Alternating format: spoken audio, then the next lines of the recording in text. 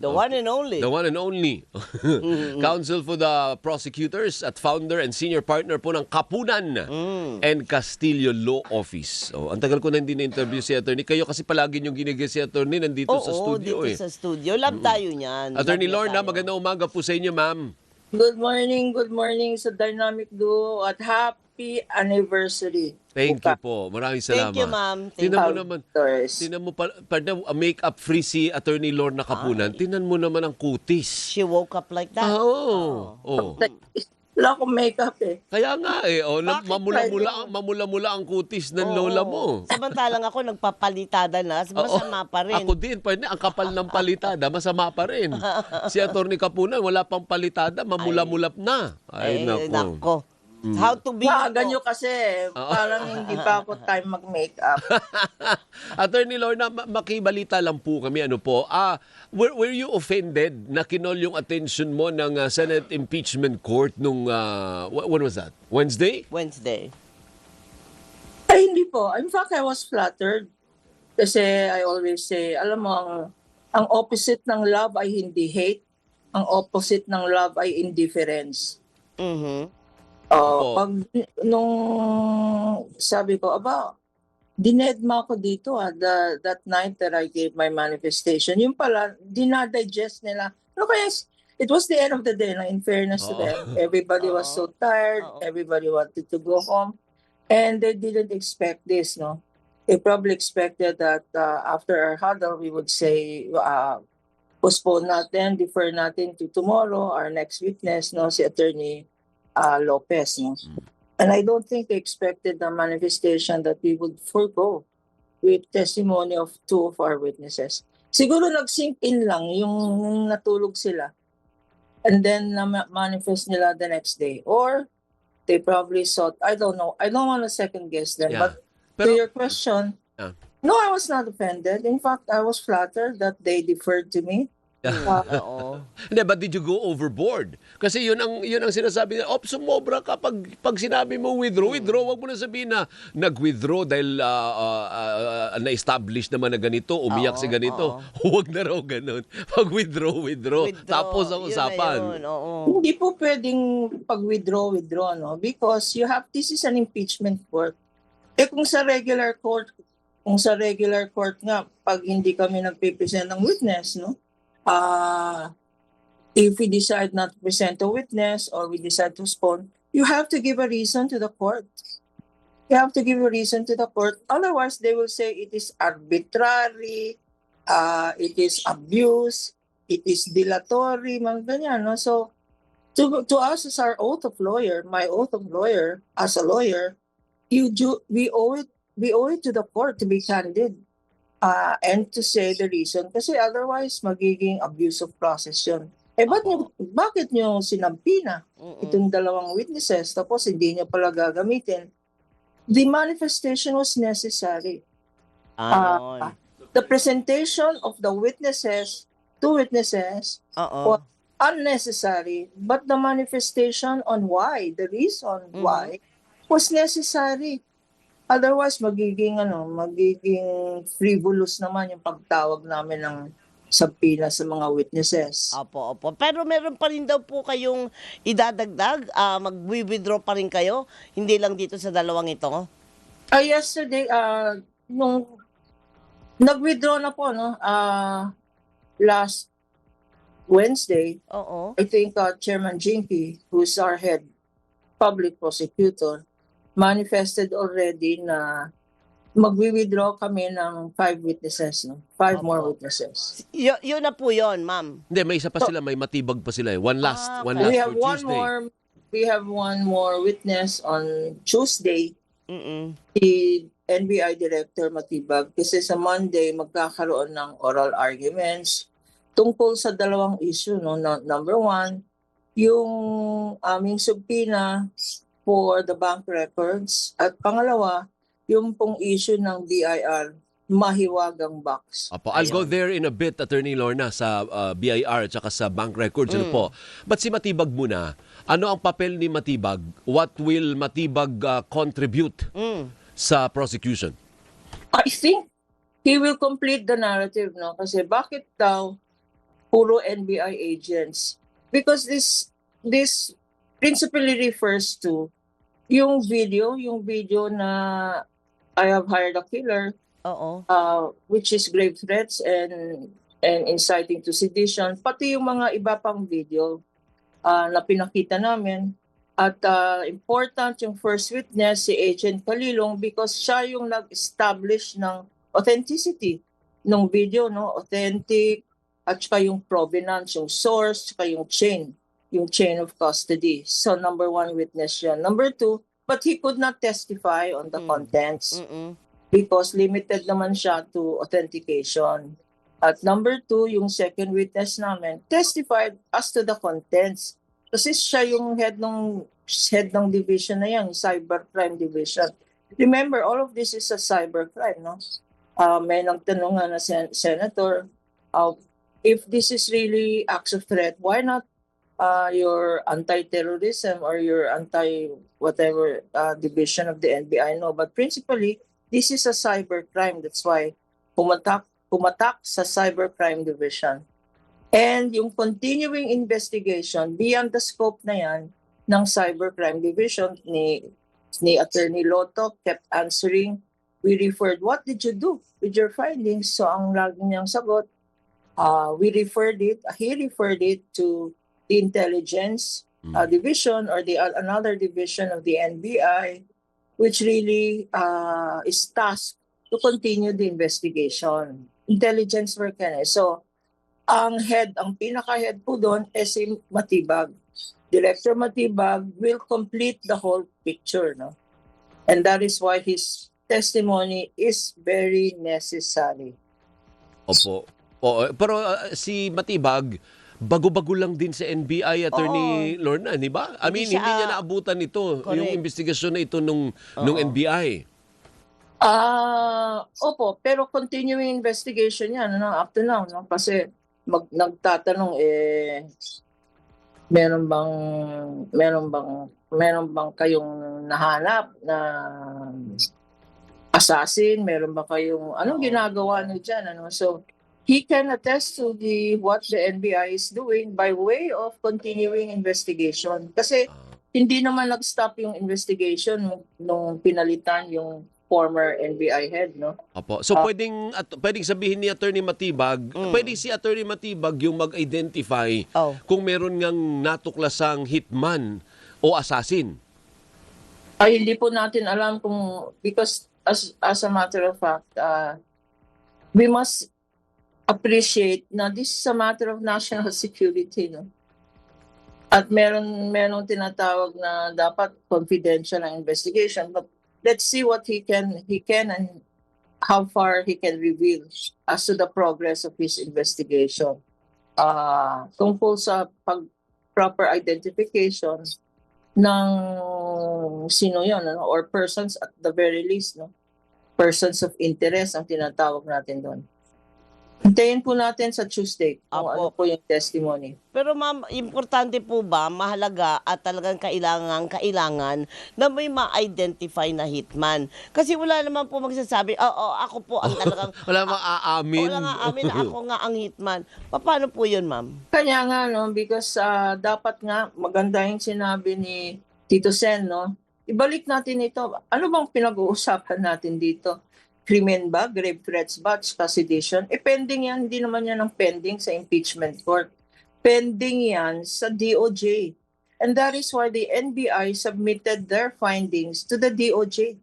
Meron silang investigative report. Separate nga ang investigation ng Department of Justice. Dito sa impeachment court, hindi kailangan. Ang tinutukoy natin dito, yung actuations ba?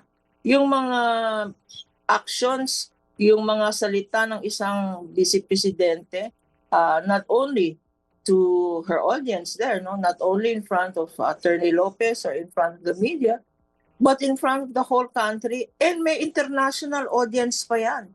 Yun Na-feature po tayo abroad. Yung, is this happening in the Philippines? A vice president threatening the president, the first lady, and even the speaker of the house. How is this happening? Na-feature tayo. And now, ang question is, hindi ba hindi ba betrayal yan sa public trust, hindi lang ng mga kababayan natin. It is not an attack it is not only a personal attack. It is an attack on the institutions. Tinira mo yung head ng House, Oo. ng Congress, tinira mo yung presidente ng At saka First Pilipinas. Lady. So that is betrayal of your oath of office, betrayal of public trust yan, hindi ba? Hindi lang 'yon.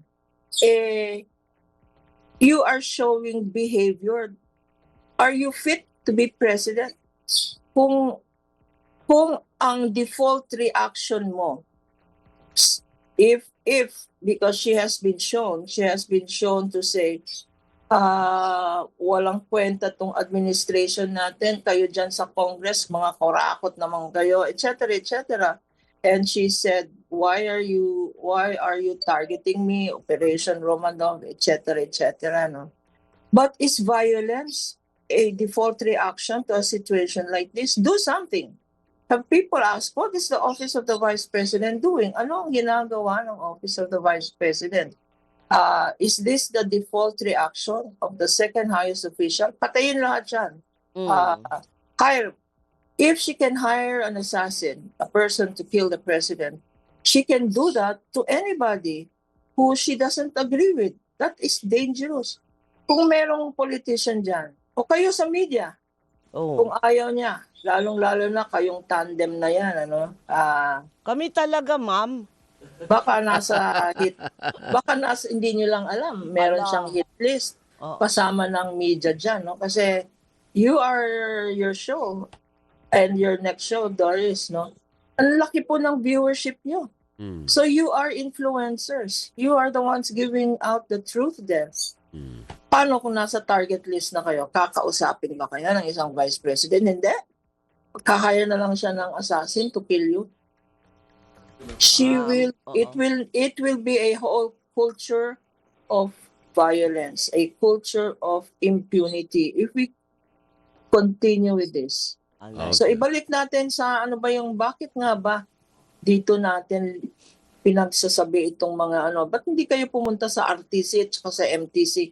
Hindi po yan ang point. And the defense has attempted but failed to show na dapat final na lang to sa MTC or RTC, no? That's not the whole point, and whether it is deliberate or not. Kagaya ng I'm sorry to point this out. Anong kinalaman ng mga typo errors sa isang investigative report, sa isang impeachment hearing? Miski na magbilang kayo ng sangkatutak na typo errors na yan in the investigative report, how will it be material in an impeachment court when you are talking about the fitness? No? Kanya hindi na rin namin ipipresenta yung psychological expert because as we say as lawyers, the thing speaks for itself. Kailangan pa bang tanungin na normal conduct? In fact, dati in one of my interviews, sabi ko, parang lutang siya. Tama. Yung dito sa Tuesday, hindi pala Tuesday, after Tuesday, yung tungkol sa mga bank at saka BIR records, ito, mas matindi pa ba ito kesa doon sa una nating ipresenta about her temper? Partner, ang susunod kasi, ito records na talaga, mga papel ito na hindi mo na pwedeng pasinungalingan pag talagang totoo na meron kang unexplained wealth. Kasi Attorney may Lorna. resibo. Kasi may resibo ito. Tama. At tama po yan, because the documents, res ipsa loquitur ang tawag dyan. The documents speak for themselves. Ang document, hindi naman pwedeng, opinion lang yan ng bangko. No? Because in the first grave threats, although they admitted, they used the same video that we used, the defense. Ang sinabi nila, iba naman, inaaman nila. Incidentally, yung pinagdebatihan na implied admission, hindi po implied admission yung ginawa ng Vice President when she said, ako yan ang nasa video. Confession yan. Okay. Hindi ba? Kung ang perspective natin if in fact if this were a criminal case, no, at nagsabing oo, ako yung nasa video, oo, ako yung nasa crime scene na yan, oo, sinabi ko ito, anong tawag doon? Confession. Di ba? Pag-amin. Pag-aamin yan, so klarong-klaro na yung Article 4, which is the first in the order of presentation. To your question, Alvin, no? Yes, malinaw na malinaw yung bank records na yan. Hindi naman pwedeng sabihin na tinamper yan ng prosecution o in-insert lang yan ng prosecution or tawag doon, fishing expedition.